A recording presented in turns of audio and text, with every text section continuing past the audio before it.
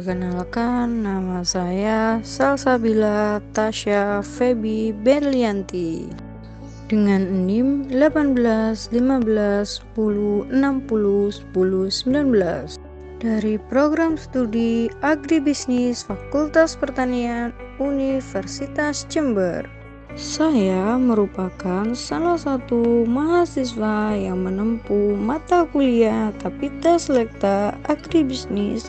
Kapita Selekta Agribisnis merupakan program wajib bagi mahasiswa program studi agribisnis yang bertujuan untuk mengenalkan segala aktivitas dalam dunia pertanian, baik dalam usaha tani dan agroindustri. Saya memilih tema pasca panen usaha tani tanaman kelor yang berada di desa saya sendiri, yaitu Kelurahan Pulau Rojo, Kecamatan Prajurit Kulon, Kota Mojokerto.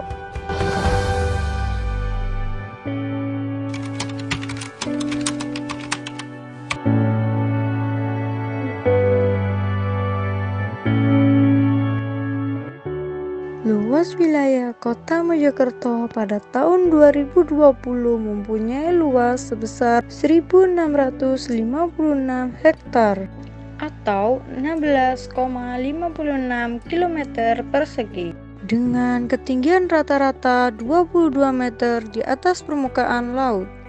53% wilayahnya berupa lahan terbangun yang digunakan untuk perumahan, perkantoran, perdagangan, dan fasilitas umum lainnya. Sedangkan untuk 47% lainnya merupakan lahan tidak terbangun yang meliputi persawahan, perkebunan, dan ruang terbuka hijau. Tanah yang ada di Kota Mojokerto tergolong dalam jenis yang subur, yang terdiri atas tanah aluvial dan gramosol, sehingga sangat baik untuk usaha pertanian karena banyak mengandung mineral yang baik bagi tumbuh-tumbuhan. Sekalipun lahan pertanian di Kota Mojokerto mulai terdesak oleh perumahan, industri, perkantoran, dan perdagangan, namun usaha pertanian di Kota Mojokerto tetap dikembangkan dan diarahkan pada konsep agribisnis.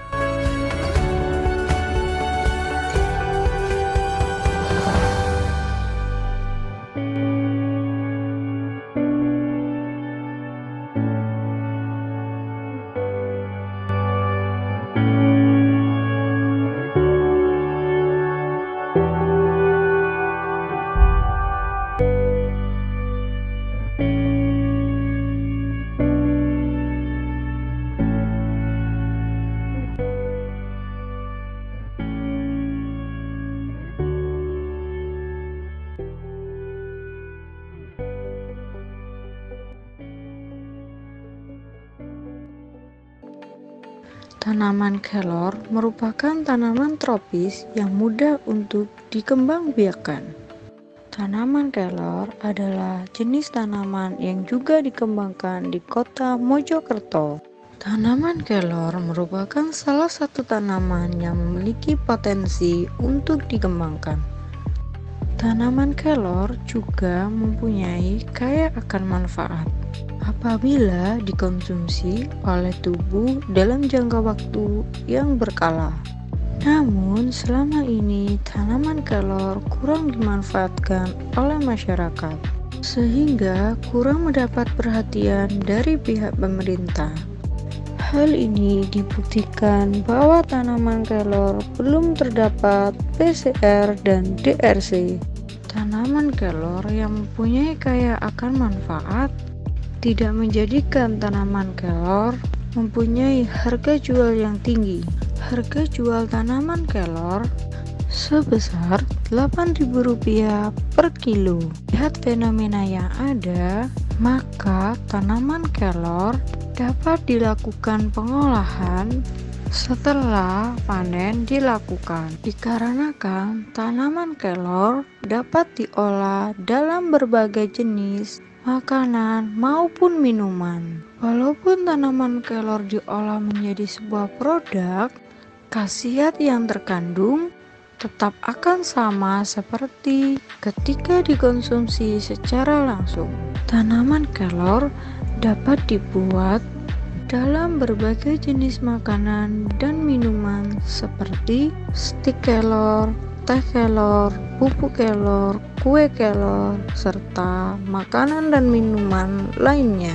Untuk membuat tanaman kelor menjadi sebuah produk, maka akan dilakukan tahapan-tahapan proses. Untuk lebih memperjelas pemahaman, yuk mari kita lihat salah satu proses pembuatan produk kelor, yaitu stik kelor. Siapkan bahan-bahan pembuatan stik kelor. Bahan-bahan stik kelor terdiri atas tepung terigu 500 gram, tepung tapioka 125 gram, pupuk kelor 25 gram, keju cheddar parut 50 gram, margarin 100 gram, bawang putih 10 gram, dan garam 5 gram, kuning telur 2 butir, daun kelor cincang 5 gram, air es 150 cc. Cara yang pertama, campurkan tepung tapioka ke dalam tepung terigu. Kemudian tambahkan keju parut cheddar, lalu masukkan bubuk kelor. Selanjutnya aduk adonan hingga tercampur rata. Cara yang kedua yaitu masukkan bawang putih, garam ke dalam air es, lalu aduk hingga semua tercampur rata. Langkah yang ketiga, masukkan daun kelor yang dicincang, tambahkan juga 2 kuning telur serta larutan garam dan bawang putih yang telah dibuat sebelumnya. Kemudian tutup bagian tengah adonan dengan tepung yang ada di tepi-tepinya.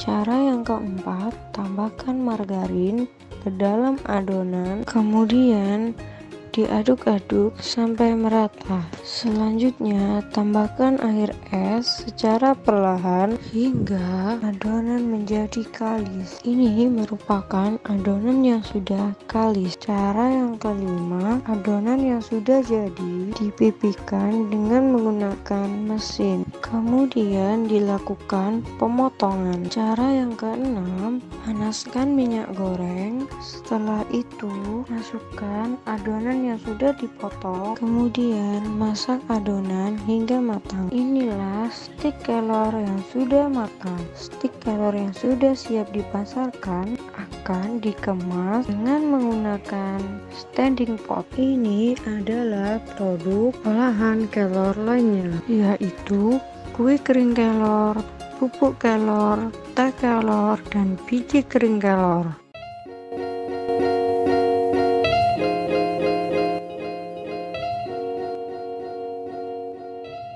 Produk kelor akan dijual dengan memanfaatkan teknologi baru, yaitu dengan pemanfaatan media sosial seperti Facebook, WhatsApp, dan terutama pada Instagram. Selain itu, pemasaran produk kelor juga menggunakan aplikasi e-commerce, yaitu Shopee. Namun, produk kelor juga dipasarkan secara offline atau secara langsung kepada masyarakat. Produk-produk kelor dipasarkan dengan harga yang terjangkau bagi semua kalangan. Untuk penjelasan masing-masing harga produk kelor, yuk kita simak penjelasan salah satu petani kelor yang telah menerapkan pengelolaan produk kelor. Dijual di itu 12.000, ya sama sekitar 12 ribuan ini. Kalau yang ini 22,5, 22.500. Ya juga ada yang kemasan agak besar itu 25.000. Hal tersebut membuktikan bahwa harga hasil panen kelor yang rendah dapat dilakukan peningkatan dengan cara pengelolaan kelor, sehingga pendapatan petani kelor menjadi lebih meningkat dan lebih sejahtera dibandingkan dengan sebelumnya. Sekian video yang saya sampaikan, semoga bermanfaat dan menginspirasi bagi kalian semua ya. Sampai jumpa di video menarik lainnya.